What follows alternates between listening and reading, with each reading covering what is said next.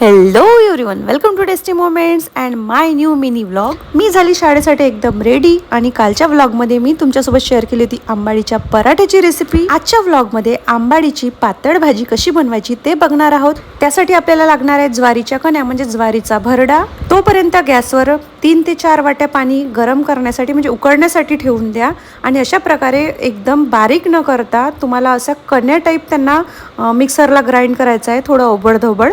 आणि इकडे पाणी सुद्धा गरम झालेलं आहे. आता या उकळत्या पाण्यामध्ये आपण ह्या ज्वारीच्या कण्या शिजवून घेऊया. खूप जास्त वेळ लागत नाही, 5 ते 10 मिनिटांमध्ये या कण्या शिजून रेडी होतात. वर झाकणी ठेवली आणि गॅसची फ्लेम लो केली की बघू शकता अशा प्रकारे या कण्या शिजून तयार होतात.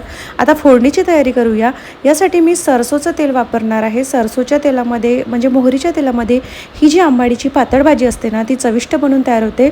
1 चमचा जिरं छोट्या चमच्याने आणि 1 चमचा मोहरीचा तडका करायचा. त्याच्यानंतर ठेचलेल्या 5 ते 6 लसणाच्या पाकळ्या घालायच्या आणि त्याच्यानंतर एक मोठा बारीक चिरलेला कांदा घालायचा आणि फोडणीमध्ये व्यवस्थित परतून घ्यायचा. तोपर्यंत तुम्ही जर माझ्या चॅनलवर पहिल्यांदाच असाल किंवा आतापर्यंत टेस्टी मोमेंटला सबस्क्राईब केलं नसेल तर प्लीज मनापासून रिक्वेस्ट आहे, नक्की सबस्क्राईब करा. आणि जर तुम्ही माझा हा व्हिडिओ जर इंस्टाग्रामवर बघत असाल तर फॉलो करायला विसरू नका. आता हे जे सरसोचे तेल मी वापरलेलं आहे हे कोल्ड प्रेस आहे, म्हणजे याच्यामध्ये कुठलेही केमिकल नाही. तर थोडा फेस आलेला आहे तेलाला, तर काही हरकत नाही. तर आता आपण याच्यामध्ये जी तयार करून ठेवलेली पेस्ट होती आंबाडीची, मागच्या व्हिडिओमध्ये दाखवल्याप्रमाणे त्याच्यात मिरची, लसण, जिरं घातलेलं होतं, ती घालायची. त्याच्यानंतर ज्वारीच्या कण्या घालून घ्यायच्या आणि ही भाजी जी आहे ना 5 ते 10 मिनिटासाठी गॅसची फ्लेम लो करायची आणि छान शिजू द्यायची. जर तुमची काही वेगळी पद्धत असेल ही भाजी बनवण्याची तर त्याची रेसिपी किंवा तीही पद्धत तुम्ही कमेंटमध्ये माझ्यासोबत शेअर करू शकता.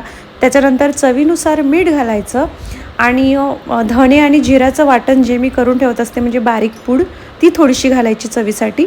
छान उकळू द्यायची आणि झटपट ही आंबाडीची भाजी बनून तयार झाली. गरमागरम भातासोबत, त्याच्यानंतर गरमागरम पोळीसोबत खूप चविष्ट ही भाजी बनवून तयार होते. व्हिडिओ आवडला असल्यास एक लाईक जरूर करा आणि पुन्हा भेटू नेक्स्ट व्हिडिओमध्ये.